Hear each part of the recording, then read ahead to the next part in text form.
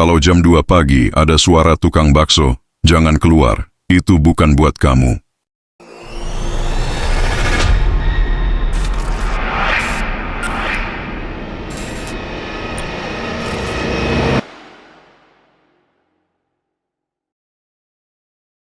Jam dinding menunjukkan pukul 02.17. Fahri masih terjaga di kamar kosannya yang sunyi. Tugas kuliah belum selesai dan perutnya mulai melilit kelaparan. Tiba-tiba, baksu, baksu. Suara itu terdengar serak, seperti dari pita suara yang dipaksa hidup. Tapi bukan suara biasa, karena suara itu tidak menjauh. Justru makin dekat. Fahri berdiri, mendekati jendela. Kosannya sunyi, jalanan gelap. Tapi suara roda gerobak seperti diseret masih terdengar jelas. Bakso. Tanpa pikir panjang, ia buka pintu depan. Di ujung gang, samar-samar ia melihat siluet gerobak bakso dan seseorang berdiri di belakangnya. Pakaiannya lusuh, wajahnya tertutup caping besar. Tangannya bergerak lambat, mengaduk kuah dalam panci yang mengepul. Tapi yang aneh, uapnya bukan putih, melainkan merah samar, seperti darah yang mendidih. Fahri memanggil, "Pak, sini, saya." "Beli!" Tukang bakso itu hanya diam, tapi gerobaknya bergerak sendiri, pelan-pelan, mendekati kos Fahri tanpa suara langkah. Tak sampai 1 menit, ia sudah di depan pintu. Tanpa bicara, ia sodorkan mangkuk. Fahri menerimanya. Kuahnya sangat panas, aroma daging menyengat. Tapi saat mencicipi, ada rasa anyir yang aneh. Seperti darah. Fahri hampir muntah, tapi ketika ia menengadah untuk protes, tukang baksonya sudah tidak ada. Pintu depan masih terbuka, gang masih kosong. Tapi mangkuk di tangan Fahri terasa berat, dan mulai meneteskan cairan merah ke lantai. Ia langsung masuk menaruh mangkuk di meja dan bergegas ke kamar. Paginya, mangkuk itu masih ada, tapi tidak berisi bakso. Hanya cairan hitam dan daging mentah yang tampak seperti bukan daging sapi. Fahri mulai bertanya ke tetangga kos, tapi mereka hanya memberi satu kalimat. Kalau jam 2 pagi ada suara tukang bakso, jangan keluar, itu bukan buat kamu. Hari itu, Fahri tidak bisa fokus, kepalanya berat, tubuhnya lemas. Ia merasa seperti orang yang baru sembuh dari sakit, tapi yang paling mengganggu adalah bau amis di dalam kamarnya, seperti daging mentah yang membusuk. Ia berjalan ke dapur. Mangkuk dari tukang bakso itu masih di sana. Fahri sudah cuci berkali-kali, tapi permukaannya tetap memerah, semacam noda, seperti darah yang menempel di pori-pori mangkuk. "Apaan sih, ini plastik kali," gumamnya, berusaha menenangkan diri. Tapi saat ia berbalik, mangkuk itu kembali berisi kuah. Padahal ia barusan mengeringkannya, kuah itu panas, beruap merah, sama seperti malam itu. Fahri lari keluar kos, mengetuk pintu tetangga sebelah. Seorang pria tua bernama Pak Tirto. Lelaki itu hanya menatap Fahri dalam diam, lalu bertanya, "Kamu buka pintu tengah malam ya? Pas dengar suara bakso?" Fahri mengangguk. Pak Tirto menarik napas panjang. "Kamu sudah dipilih, nak. Sekarang dia tahu kamu bisa dengar dia." "Siapa? Maksud Bapak siapa?" "Tukang bakso itu. Bukan manusia, bukan juga jin biasa. Dia penggiling jiwa. Dan kamu sudah makan dari dagangannya." Malam itu, Fahri tidur dengan lampu menyala, tapi tetap terbangun saat terdengar suara ceklik. Suara tutup panci yang diketuk logam. Suara yang sama, seperti saat kuah bakso sedang disendok. Ia bangun perlahan dan melihat ke arah dapur. Uap merah mulai keluar dari bawah pintu dapur. Dan di tengahnya, siluet caping besar tampak berdiri diam, menghadap ke dalam. Fahri tidak bisa berteriak, tidak bisa bergerak. Dan dalam kabut tipis itu, terdengar suara parau, berat dan pelan. "Makan, sampai habis. Dagingnya harus habis." Fahri terbangun pagi-pagi, keringat dingin membasahi seluruh tubuh. Tapi ketika ia masuk dapur, mangkuk itu kembali kosong. Dan kali ini, ada gumpalan daging mentah di lantai, dengan potongan kuku manusia tercampur di dalamnya. Pagi itu, Fahri tak tahan lagi. Ia memotret mangkuk dan isi lantainya, lalu pergi ke kelurahan berharap bisa menemukan jawaban. Di kantor arsip desa lama, Fahri bertemu Bu Dewi, penjaga arsip tua. Ketika Fahri menyebutkan soal tukang bakso jam 2 pagi, wanita tua itu langsung pucat. Masih ada? Maksudnya, tukang bakso itu harusnya sudah lenyap. Sudah dikubur secara adat. Tapi kalau kamu lihat dia, berarti segelnya rusak. Fahri menatap Bu Dewi tak mengerti. Dulu tahun 2001 ada tukang bakso keliling. Penjual bakso biasa. Sampai suatu malam ada anak kecil menghilang. Esoknya, ibunya nemuin mangkuk bakso di depan pintu dan bau amis aneh dari kamar anaknya. Tubuhnya tak pernah ditemukan. Hilang? Bisik Fahri. Bukan cuma satu. Total ada 7 anak hilang dalam seminggu.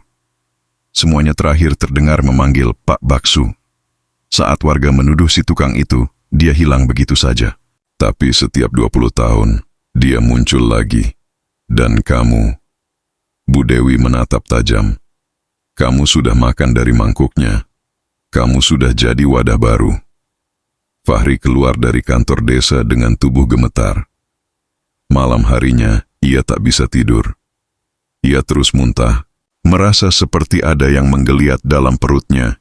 Ia meraba perutnya dan merasakan sesuatu bergerak di bawah kulitnya. Tiba-tiba, bakso... Suara itu menggema keras dari dalam kamarnya sendiri. Fahri berdiri pelan-pelan. Mangkuk itu kini berada di lantai kamarnya. Ia tidak pernah membawanya ke atas. Tapi di dalamnya ada tulisan dengan darah. Kau sudah makan dagingku. Kini waktumu jadi bahan baru. Tiba-tiba, dari dalam lemari muncul tangan keriput menggenggam sendok besar. Caping besar itu muncul dari balik kegelapan. Tukang bakso itu berdiri dalam kamarnya. Daging-daging menggantung dari badannya. Matanya kosong. Mulutnya tak bergerak, tapi suara tetap terdengar. Tugasmu belum selesai. Giliranmu berjualan. Fahri pingsan. Keesokan paginya, warga kos mendapati kamar Fahri kosong. Tapi di depan pagar ada gerobak bakso tua. Dengan mangkuk merah dan 1 caping tergantung di sisi gerobak. Dan entah dari mana suara parau itu kembali terdengar. Bakso. Wulan, teman kos Fahri, adalah yang pertama menyadari keanehan. Ia mencoba menghubungi Fahri tapi tidak ada jawaban. Kamar Fahri kosong, seperti tidak pernah ditinggali. Namun anehnya, tempat tidurnya masih hangat dan pintu kamar terkunci dari dalam. Malam itu, sekitar pukul 2 pagi. Dari gang kecil belakang terdengar suara krek, krek, bunyi roda kayu yang digesek aspal. Wulan mengintip dari jendela, dan benar saja, gerobak bakso tua bergerak sendiri, pelan, sendirian.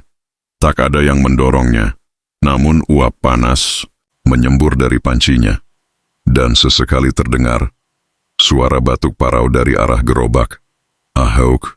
Dagingnya belum cukup. Wulan terbangun dari tidurnya. Itu hanya mimpi, pikirnya. Namun saat keluar kamar, ia melihat jejak kuah merah dari pintu belakang menuju kamarnya sendiri. Beberapa penghuni kos mulai mengeluh. Dani, si gamer lantai 2, bangun dengan bekas luka bakar di lengan, seolah disiram.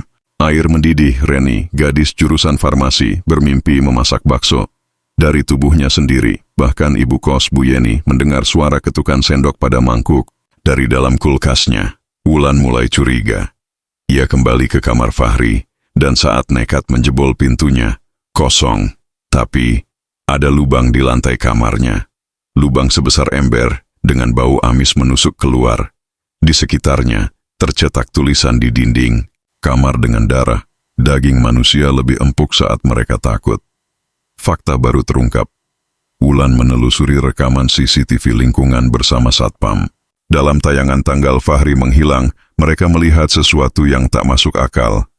Fahri berjalan keluar kamar sambil mendorong gerobak bakso. Namun, dia berjalan membelakangi kamera sepanjang waktu, tak pernah menoleh. Dan ketika masuk gang, belakang gerobaknya tetap berjalan sendiri. Tanpa Fahri, Wulan gemetar. Kita harus bakar gerobaknya, ucapnya. Malam harinya, Wulan dan Dani nekat mendekati gerobak tua itu. Mereka menyiram bensin dan menyalakan api. Namun saat api menyala, suara jeritan keluar dari dalam gerobak. Jeritan Fahri. Dan dari dalam panci, muncul muncul kepala Fahri yang terbakar, masih hidup, mulutnya membuka dan berkata, "Kenapa kamu nggak makan, Wulan? Aku sudah siapkan daging terbaik buat kamu." Wulan tak bisa tidur. Setelah apa yang ia lihat di panci neraka itu, kepala Fahri yang terbakar tapi tetap bicara. Ia tahu, api tidak menghentikan kutukan ini. Malam ketujuh tiba, jam menunjukkan 01:57 dini hari. Dan lagi-lagi, suara itu muncul dari luar pagar. "Bakso!" Disusul suara roda kayu menggeret aspal. Namun kali ini, gerobaknya tidak di luar. Gerobak itu muncul di dalam ruang tamu kos. Padahal seluruh pintu dan jendela terkunci. Dani yang sudah siap dengan bensin dan korek maju duluan. Tapi begitu ia menyiramkan bensin ke gerobak, seluruh ruangan berubah, bukan lagi ruang tamu. Mereka kini berada di lorong panjang penuh daging tergantung. Udara panas, bau amis menyengat. Di ujung lorong itu, si tukang bakso berdiri. Tapi kali ini, tubuhnya tidak utuh. Tangannya adalah sendok raksasa. Perutnya berlubang, dan di dalamnya tampak tubuh-tubuh kecil sedang digiling. Mulutnya terbuka dan terdengar, daging belum lunak. "Butuh satu lagi." Tiba-tiba Dani ditarik oleh rantai daging dari atas, dan tubuhnya diseret ke langit-langit. Menghilang dalam kegelapan. Jeritanya menggema, Wulan berlari, tapi gerobak itu mengejarnya. Berlari sendiri, Wulan terpojok di kamar mandi kos. Tak ada jalan keluar. Gerobak itu menabrak pintu dan masuk seperti makhluk hidup. Namun Wulan melihat cermin di dinding. Dalam pantulan itu, ia melihat Fahri berdiri di belakangnya. "Hancurkan mangkuknya," bisik Fahri. Dia tak bisa eksis tanpa mangkuk itu. Wulan nekat menyelinap ke ruang tengah. Di atas gerobak, ia melihat mangkuk merah tua, retak, tapi utuh. Dengan segala tenaga, ia lemparkan mangkuk itu ke lantai, pecah, dan seketika, semua suara berhenti. Gerobak terbakar dari dalam.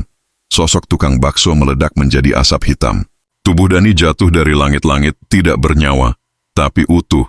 Keesokan paginya, polisi datang dan menemukan kos dalam kondisi rusak berat. Tapi tidak ada bukti pembunuhan. Wulan dimintai keterangan. Ia hanya menjawab, dia jualan jam 2 pagi. Tapi bukan manusia biasa. Saat hendak pergi, petugas forensik memberi kantong plastik kecil. "Ini ditemukan di balik tembok dapur kos kamu." Wulan membukanya. Isinya mangkuk kecil, merah tapi tak utuh. Dan di dasarnya ada tulisan, "Dengan darah kering, sampai ketemu 20 tahun lagi."